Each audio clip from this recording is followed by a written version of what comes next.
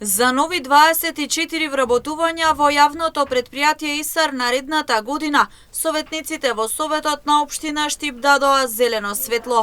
Најголем дел од вработените ќе бидат на позиција оперативни техничари, односно луѓе директно вклучени во работните активности на претпријатието, вели директорот Кирил Зајков.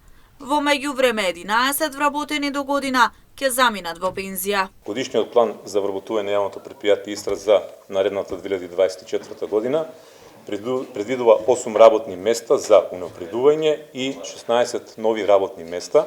Од овие 16 работни места, најголем дел се оперативни техничари и луѓе директно вклучени во процесот на работни активности на самото јавно претпријатие. Истиот план предвидува дека во тековната 2024 година 11 луѓе ќе заминат во пензија. Ова како одлука најде на лавина коментари од советниците од опозицијата, за кои нејасно е како се бараат нови вработувања, кога пред само неколку месеци од јавното претпријатие ИСАР истакнаа дека вработувања нема да има, за да може претпријатието финансиски да се опорави. Само пред 3-4 месеци ние донесовме тука на Совет одлука за stornирање, замрзнување на сите вработувања како дел од мерките за спас на јавното претпријатие од финансиски колапс, нели? И сега имаме тука план за вработување кој што предвидуваат нови позиции, а и што се позициите за теренски работници, значи оперативни, нели, работници кои би биле од голема корист за она што значи одржување, текно одржување и сервисирање на нашиот град.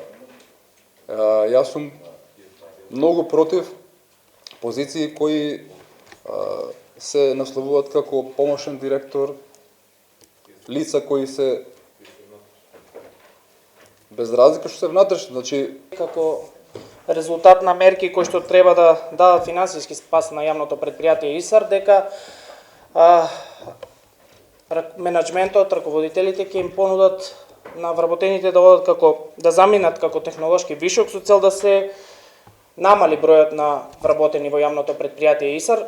Сега моето прашање е во контекст на тоа дали има одредени лица кои што заминале како технолошки вишок и дали на тие испразнети позиции може повторно да се распишува оглас во рок од 6 месеци, 1 година и така натаму. На ова директорот посочи дека 3 лица се технолошки вишоки на нивно место. Законски не е дозволено да се примаат нови вработени. За останатите станува збор за вработувања, односно теренски работници кои се потребни во јавното претпријатие.